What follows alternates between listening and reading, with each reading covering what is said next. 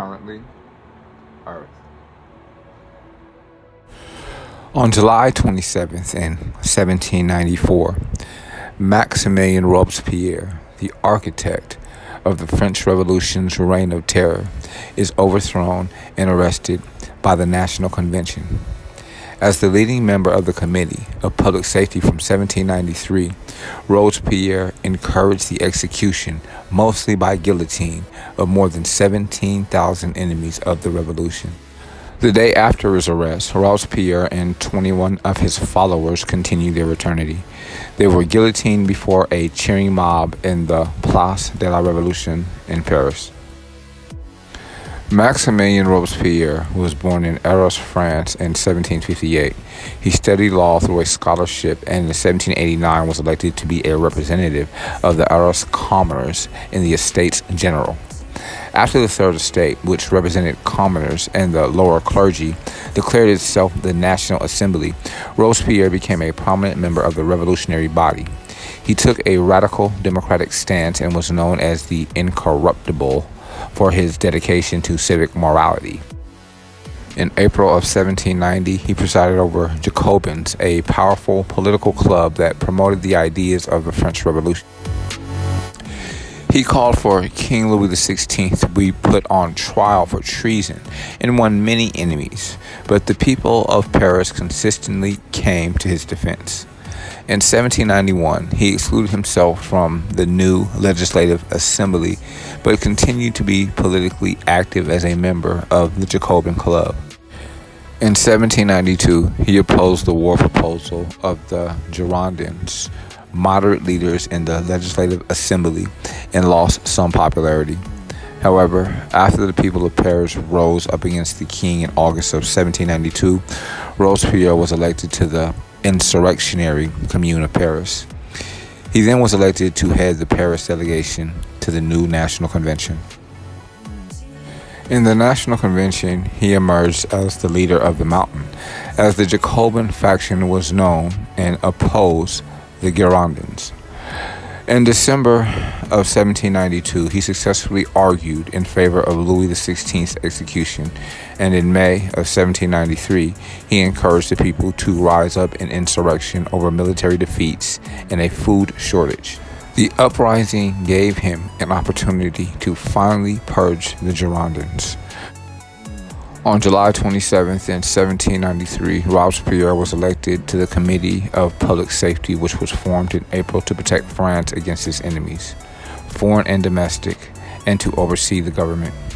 Under his leadership, the committee came to exercise virtual dictatorial control over the French government. Faced with the threat of civil war and foreign invasion, the revolutionary government inaugurated the Reign of Terror in September. In less than a year, 300,000 suspected enemies of the revolution were arrested. At least 10,000 continued their eternity in prison. 17,000 continued their eternity via guillotine in the Place de la Révolution.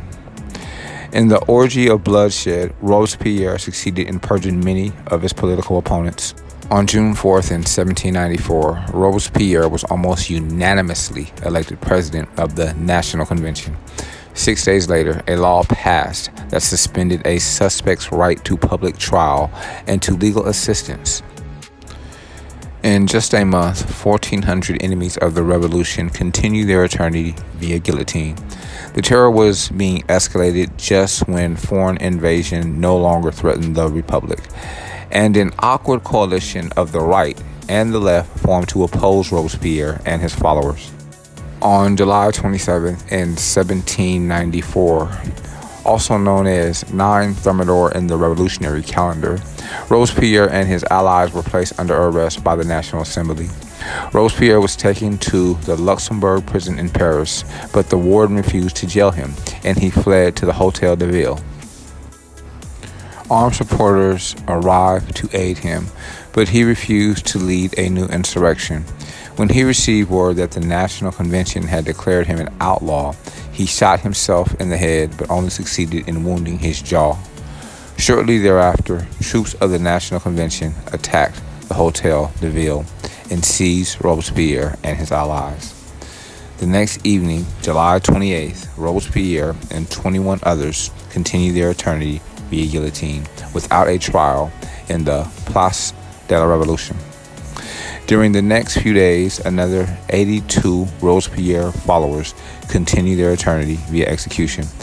The reign of terror was at an end.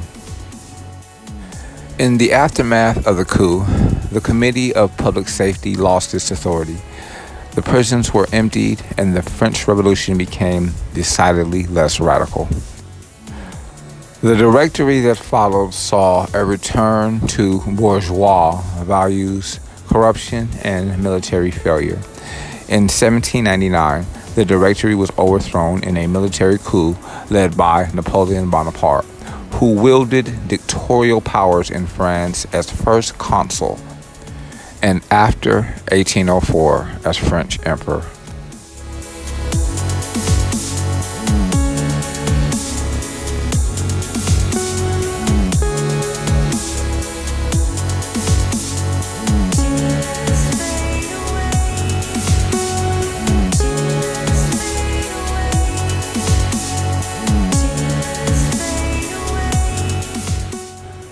On July 27th, 1921, at the University of Toronto, Canadian scientists Frederick Banting and Charles Best successfully isolate insulin, a hormone they believe could prevent diabetes for the first time.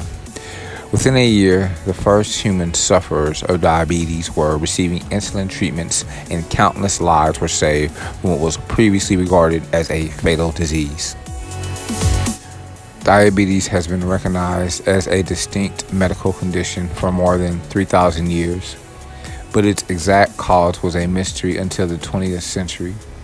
By the early 1920s, many researchers strongly suspected that diabetes was caused by a malfunction in the digestive system related to the pancreas gland, a small organ that sits near the liver.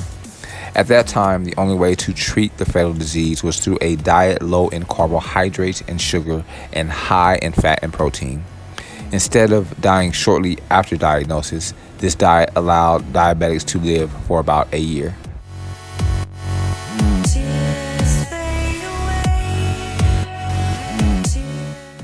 A breakthrough came at the University of Toronto in the summer of 1921 when Canadians Frederick Banting and Charles Best successfully isolated insulin from canine test subjects. They also produced diabetic symptoms in animals and then began a program of insulin injections that returned the dogs to normalcy. On November 14th, the discovery was announced to the world. 2 months later, with the support of J.J.R. McLeod of the University of Toronto, the two scientists began preparations for an insulin treatment of a human subject. Enlisting the aid of biochemist J.B. Collip, they were able to extract a reasonably pure formula of insulin from the pancreas of cattle from slaughterhouses. On January 23rd, in 1922, they began treating 14-year-old Leonard Thompson with insulin injections. The diabetic teenager improved dramatically, and the University of Toronto immediately gave pharmaceutical companies license to produce insulin free of royalties. By 1923, insulin had become widely available, and Banting and McLeod were awarded the Nobel Prize in Medicine.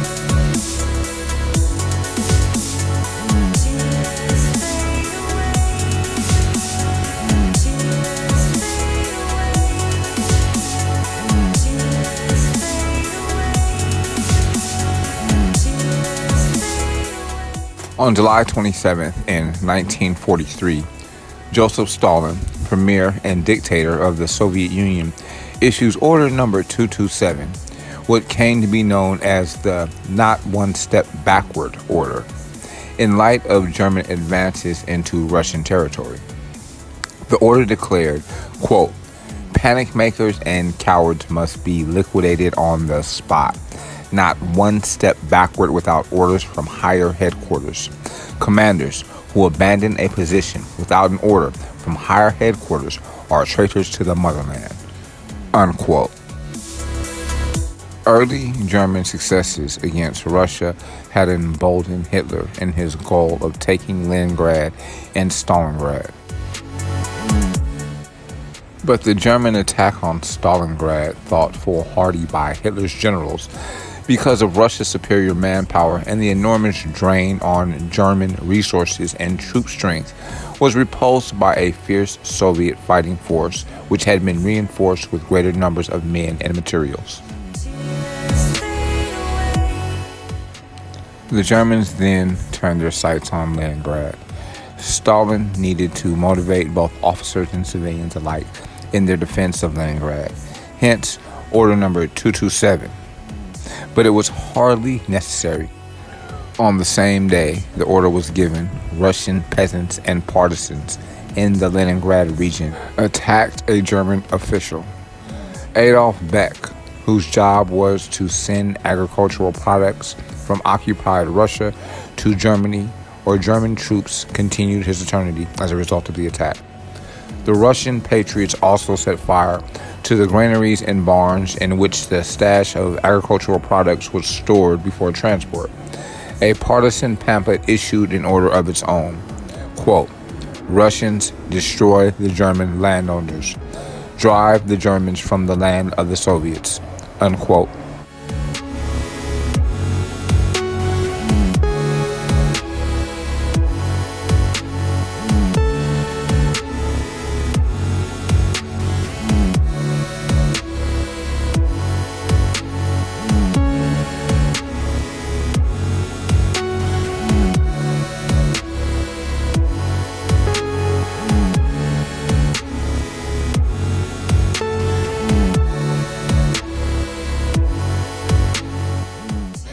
On July 27th in 1981, Adam John Walsh, age 6, is abducted from a mall in Hollywood, Florida.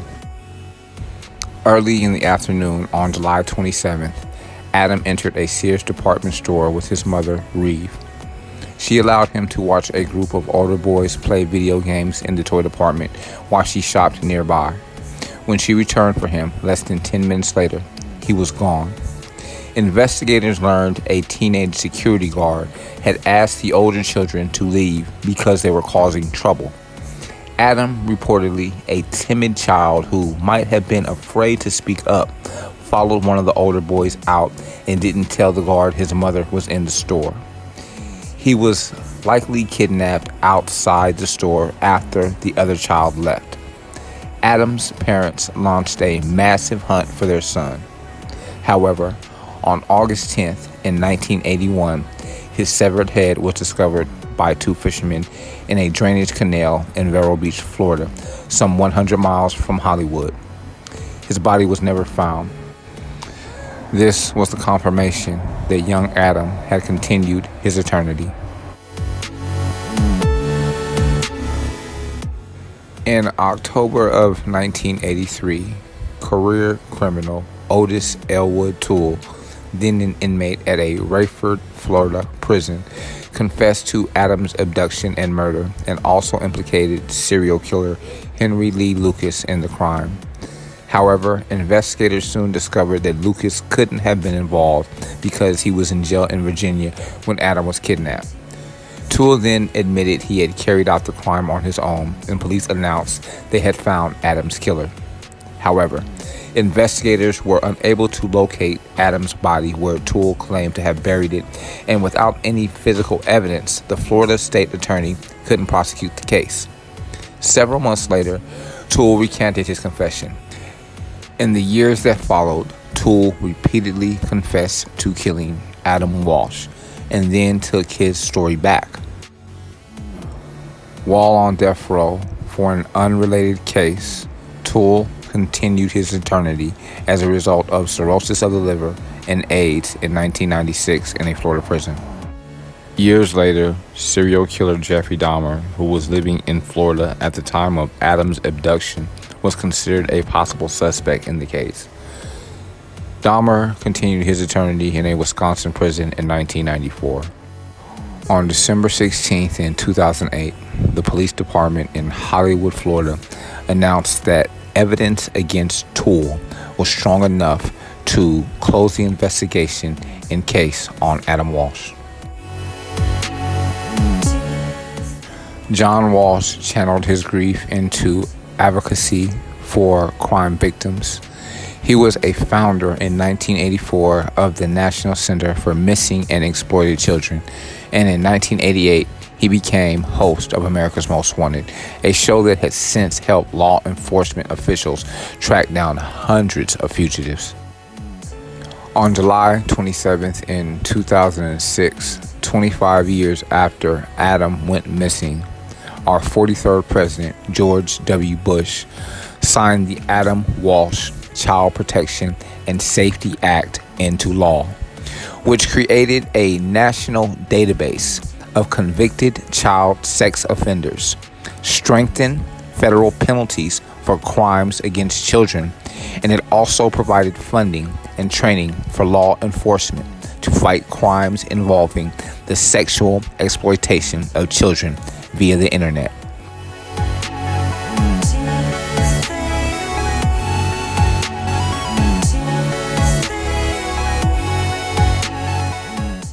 All historic information divulged on this audio file can be verified on History.com.